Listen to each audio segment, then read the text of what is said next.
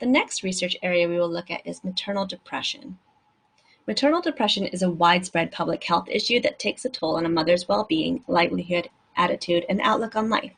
Depression can cause great sadness and rob a mother of her energy, motivation, and enthusiasm for parenting.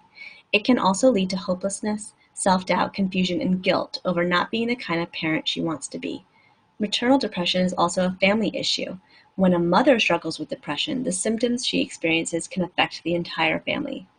But there is hope. Maternal depression is highly treatable, and mothers and their families can heal, thrive, and live fulfilling lives. Maternal depression is very common and most often begins in early adulthood during the childbearing and child-rearing years. It is estimated that more than 1/3 of women in their childbearing and child-rearing years have depressive symptoms. Therefore, it is important for communities to start talking about depression early and bring it out of the shadows to help women and their families get necessary help and support.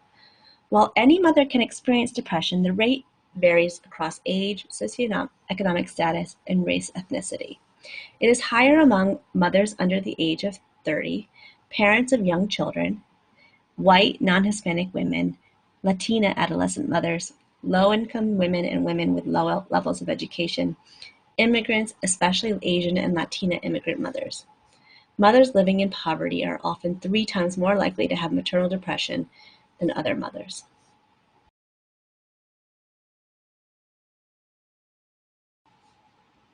Depression affects a mother's role in raising children. The symptoms of depression in mothers can disrupt parent-child bonding, which occurs in infancy and is critical for healthy child development, by creating an environment in which it is difficult for mothers to provide a consistent, nurturing, and empathetic relationship. Also, when depression overwhelms a mother, she is less likely to engage in safe and healthy parenting practices. For example, she is less likely to breastfeed or will breastfeed for shorter periods of time than non-depressed mothers. She is less likely to follow the back-to-sleep guidelines for prevention of sudden infant death syndrome, less likely to engage in age-appropriate safety practices such as using car seats or electrical socket covers, and less likely to follow preventative health advice for managing her children's chronic health conditions or disabilities and giving children daily vitamins. The impacts on infants can continue into childhood.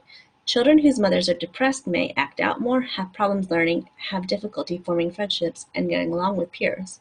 When maternal depression coexists with other risk factors during a baby's first year, the likelihood increases that by age 3, a child will show significant behavioral, attention, or anxiety problems. Children of parents with depression also are at an increased risk for developing depression.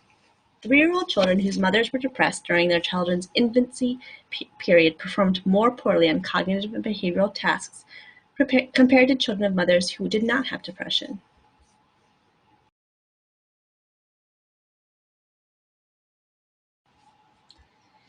Early identification for mothers and their families is critical to helping mothers get necessary treatment and halt depression's disabling symptoms.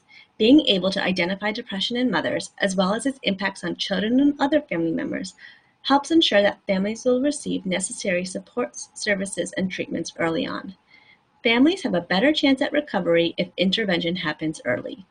Responsive communities can engage a variety of stakeholders to make this happen. Local organizations can play an important role in increasing community awareness about maternal depression, the importance of early identification and intervention, and how to get help and help others.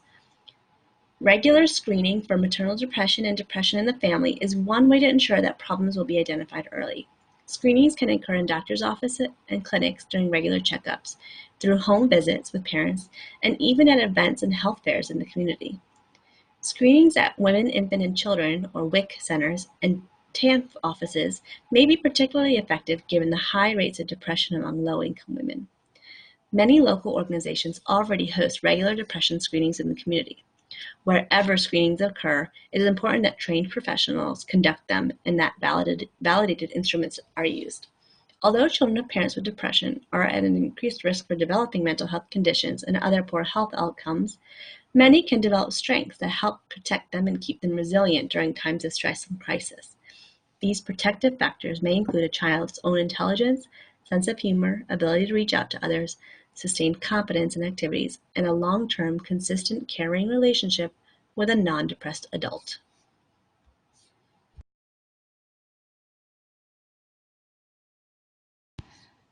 Our last area of new research is cell phones and smartphones and the impacts to infants and toddlers. Young children are closely attuned to their parents' attention. They depend on that attention for their survival, of course, but also for their social and emotional development. Several recent research studies show the damage parents can do when they're physically present but distracted and less responsive because they are attending to their smartphones.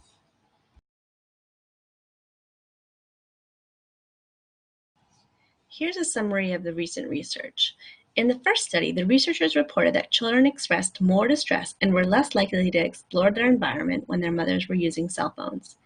The young children whose mothers reported greater habitual use of mobile devices outside the lab showed more negativity and less emotional recovery when their mothers did turn off their phones. The researchers concluded, like other forms of maternal withdrawal and unresponsiveness, mobile device use can have a negative impact on infant social emotional function and parent-child interactions. Another major study, this one with rats, also showed the ways distracted parental attention harms babies' development, especially their ability to process pleasure and engage in social activity. The pups raised by distracted mothers were otherwise given what they needed to thrive. They achieved normal weight, and they spent the same amount of time with their mothers as the babies raised in the normal environment. The researchers observed, however, that adolescent offspring who had been raised by distracted mothers ate less sugar solution and spent less time playing and chasing their peers than rats raised by undistracted mothers. What differed was the type of attention they received from their mothers.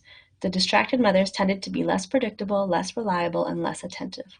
The researchers concluded that fragmented and chaotic maternal care disrupts brain development, which can lead to emotional disorders later in life.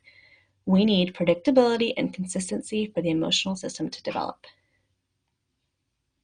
A pediatrician and her colleagues became sufficiently concerned about parents using cell phones and ignoring their children that they set up a study to assess the prevalence of this behavior at a fast food restaurant.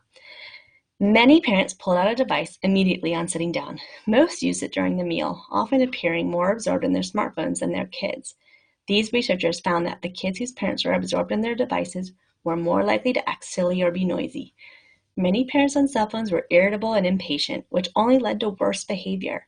They observed that cell phone use interferes with healthy parenting. Children learn by watching us how to have a conversation, how to read other people's facial expressions.